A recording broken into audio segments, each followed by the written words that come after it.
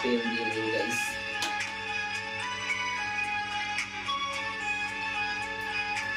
দেওয়া হয়ে গেছে।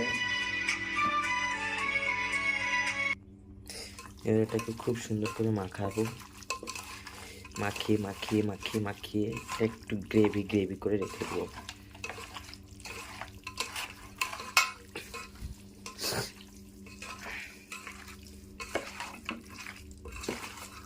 আমি এমন রাঁধতে পছন্দ করি গাইস।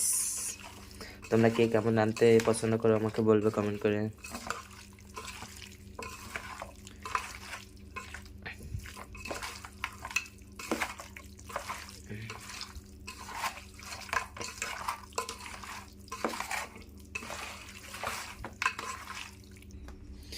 আমার মাখানোটা পুরো হয়ে গেছে, এখন আমি এই ফেলে রেখে দেবো কিছু টাইম।